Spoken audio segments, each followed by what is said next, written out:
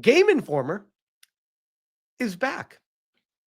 Feels like just like a year and a half ago or so, I made a video talking about how Game Informer is done. And the website was gone forever and everything was removed. And there was no archive or anything. And it was all lost to the echoes of time. And then today, the website just came back up and they posted this. They said, Game Informer is back. Now, I want to caution everyone going into this with just doing some brief research on it that it's not anything that I am excited about. I feel like this is going to be an attempt at cashing in on pure nostalgia from people, and it's not going to work. It's not. I do wish them the best if they are based, but I have my concerns about that. They rehired back everyone that was let go when they closed it down. And that brings up one massive question that should concern everyone.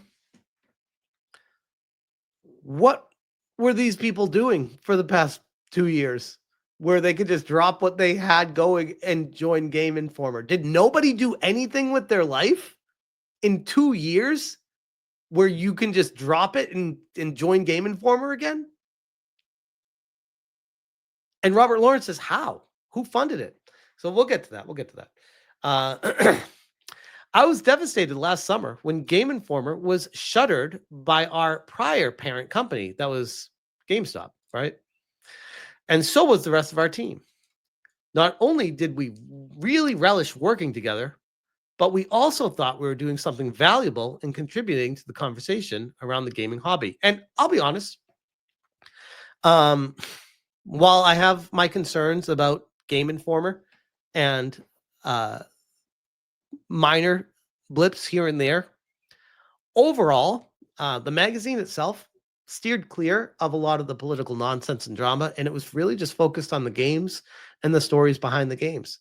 And ultimately, that's really all I ever wanted out of a gaming magazine. I don't want politics injected into. I just want what's going on with the game. How's it being developed?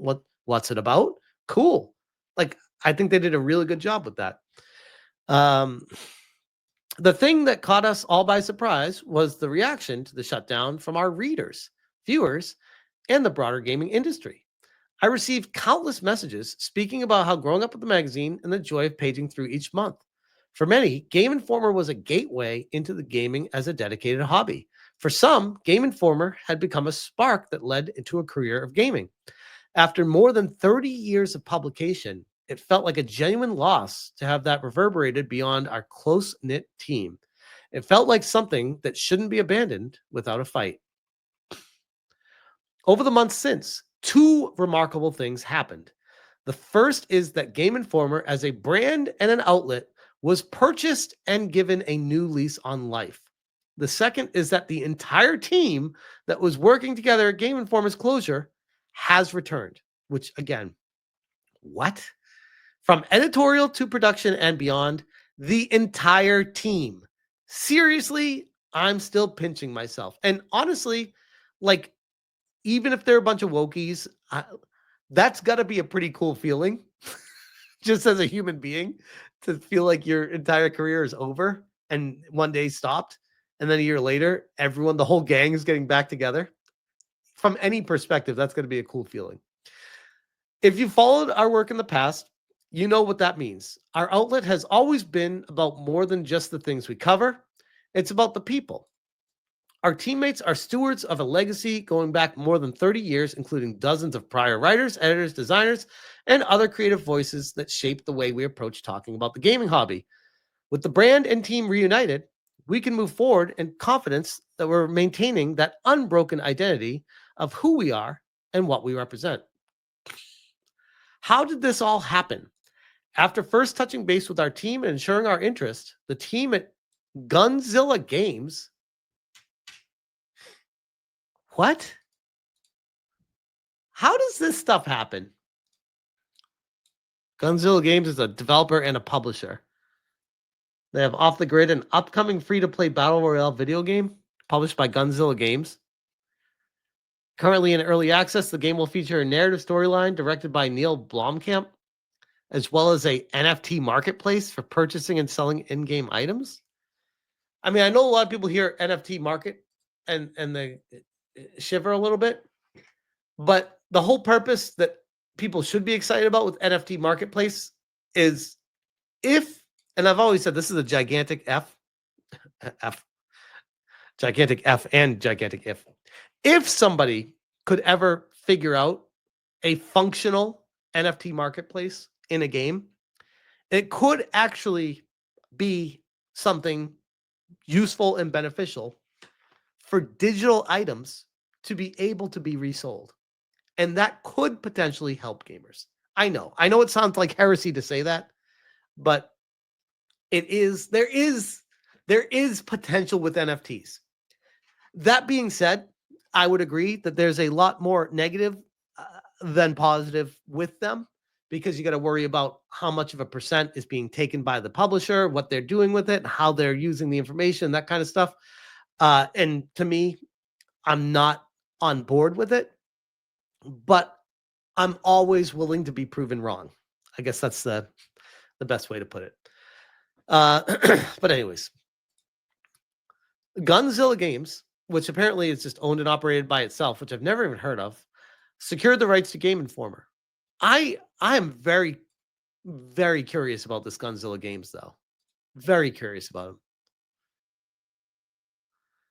Avalanche. Gunzilla Games announces $30 million in funding, co-led by CoinFund and Avalanche. Well, that explains why they want the NFTs in it. Alongside Off the Grid, we have simultaneously developed Guns, a blockchain-based digital economy platform built to allow Gunzilla and even other AAA game developers to empower players with full ownership of in-game items as tradable NFTs on an on-chain marketplace and mobile apps. Proceeds from these sales will be applied toward the game launch and the initial wave of post-release content for the rest of the year. Again, I know it's like a scary thing, at least for me, but if it's done right and doesn't take advantage of the players, it could be beneficial, at least initially. I don't know, long term, I don't know, but there is potential for NFTs for resale of digital items, which is right now non-existent. Lex Icefox says, if I hear NFT, I just stay away. I mean, not the worst plan either. Hey, I'm David, executive producer here at Gunzilla Games. These past few months have been incredible for us at Gunzilla. As an independent studio, we've always been driven by one simple mission: to create the games we want to play. Hoorah, Zeros! And with Off the Grid, our brand new Battle Royale, we've been doing exactly that. Since launching into early access last October, we've been blown away by the support and passion of our community. Millions of players have jumped in. The world's top influencers have battled it out in our All-Stars tournament. What the hell does this have anything to do with? And we've continued to push forward with exciting updates, making Off the Grid even bigger and better. And trust me, we're just getting started. Today, we're here to talk about an incredible new chapter for Gunzilla. As gamers, we've always believed in doing what's best for the players. That's why we're beyond excited to announce Gunzilla Games has acquired Game Informer and is now welcoming them as a new member of the Gunzilla family. Their legacy of contributions to the video games industry is perfectly aligned with our values and vision for the future. We've got some big news to share today. So what I see them doing right now, and this is ironic, because I know that this is one thing the entire gaming community seems united against, is NFTs and blockchain in gaming. But they're going to put the staff of Game Informer in a position to be pushing NFTs and blockchain and promoting it with everything they talk about. They have to take a positive approach to that. So that should be curious when we get to that point. Game Informer is back, and so is 100% of the team that was bringing you Game Informer when we shut down this past summer. That means production, design, video, editorial, everybody. Everything you loved about Game Informer before is coming back, but we're rethinking it and evolving it to be bigger and better. If they don't change what they did, they are destined to fail again. Because, I mean, straight up, even if it's a fantastic magazine, nobody reads magazines anymore. If anything, they're only for collectors. They're only for people that just want to say they got the magazine. The only reason that I was still getting Game Informer was because it came free with my GameStop membership. And I was like, sure, I like the magazine. I like the idea. I like the idea of reading them, but I never actually was able to sit down and read them because I was always just getting my information from YouTube videos. This is the new information superhighway, YouTube for gaming. So you need to, as an editor or writer or journalist or whatever you are, you need to adapt or you will die off. Like, that's just how it works. And maybe someday, and who knows in the future when this will come, that there'll be a new form of media that takes over YouTube, and that I need to adapt to that, or else I will be the one that dies off. Like, that's the problem, is there's a lot of people that just refuse to adapt to where people get their information from. And while it's nice to have like a magazine for the whole world, because that's probably enough to support it, you can't expect to support a staff of, how many people is this? 12, 14 people? Like, how many people times, what are we paying these people? $80,000 to $100,000, maybe more. I mean, they've been doing this for 30 years. They're probably getting 130. You never know, especially depending on cost of living, wages, and percent increases, depending on if they're in New York or San Fran. You could be talking about, just before even publication, just payroll staff itself could be in the millions of dollars, easily in the millions of dollars annually. I don't see a magazine getting millions of dollars in revenue. I just don't. Yeah, I don't foresee this working out in the long run. A little bit of side research that I did, because they said all the people are coming back, and I was like, okay, all the people. Let's take. I took a random one, like genuinely random. I went to LinkedIn and found the people that work there. I was like, okay, I just picked a random one, found their link, their X, and I found this one. This is Elise Favis, says com/PR, freelance games consultant, previously Washington Post. Yikes. Fanbyte Media editor, Game Informer editor, Rainbow, she, her. Okay. Like, what have we learned, guys, when we see this stuff, you know? And then did a little bit more digging. This article here from the CBC. And it says, the rise of Trump, global unrest. This is from 2017. Keep in mind. So we're going on, 8 years ago? Rise of Trump, global unrest mean even video games becoming political. Where have we heard this one? At risk of alienating gamers, major developers take on gaming's traditional third rail.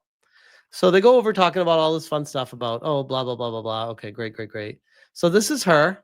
What do we see on her nose? Yep, over here, that's a nose ring. That's a she, her, nose ring, and rainbow in the profile.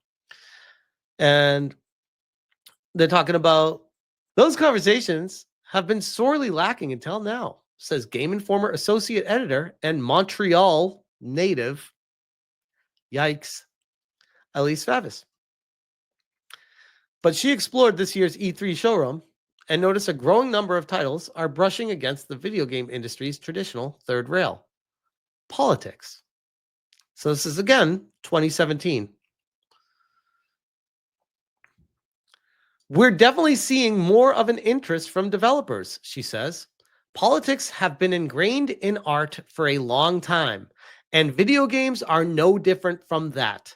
So I'm really excited to see a lot more activist and thoughtful games come out.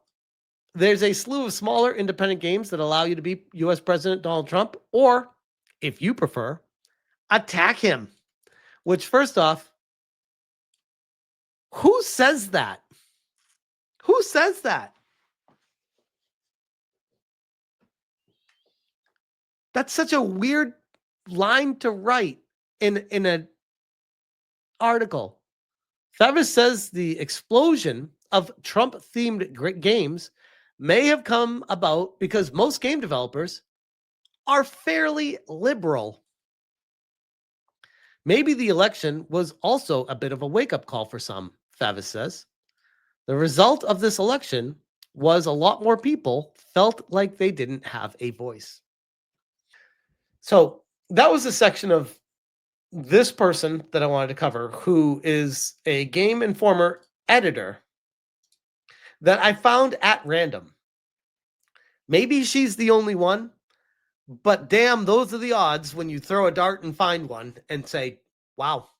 So that's what's coming back here. Gotcha. Okay. Final part that I want to talk about Game Informer. They posted this on X. Game Informer is back. The entire team is returning, and we can't wait to reconnect.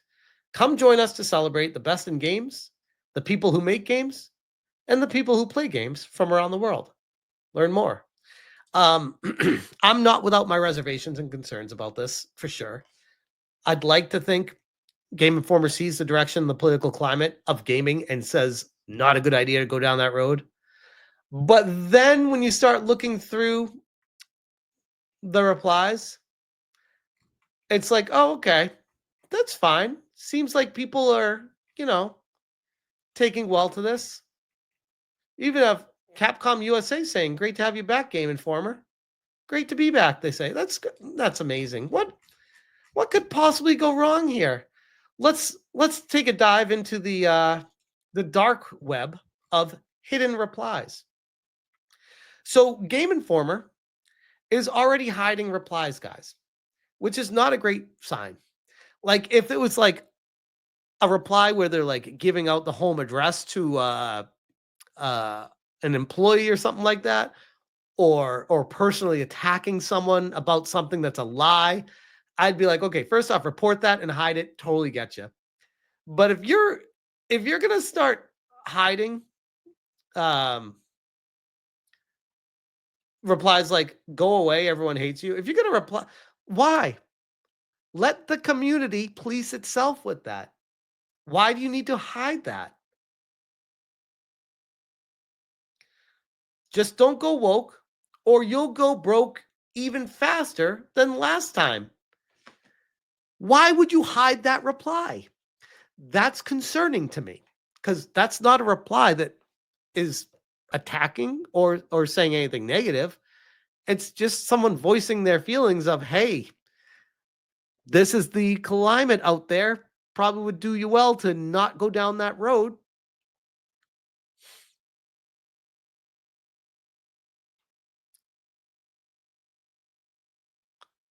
Danny D says, and these are all hidden replies. Dude really said, if you unfollowed us on all our social media platforms like YouTube, Blue Sky, and Instagram, yep, this is 100% going to a DEI woke fest. Got to be honest. When you're hiding these replies, that's very telling. That's very telling, especially when you're communicating with people in the actual replies when you want to. You reply to Capcom, you replied to 8-Bit Eric. Why would you not reply saying, thank you for the feedback, we're going to do our best to not disappoint you? Oh, because it goes against the ideology, and if the other side sees that, then they're going to try to cancel you, and you don't want them to see that? Yeah, sounds like you went woke. So again, not holding my breath on it, but that is Game Informer, and they are back for now.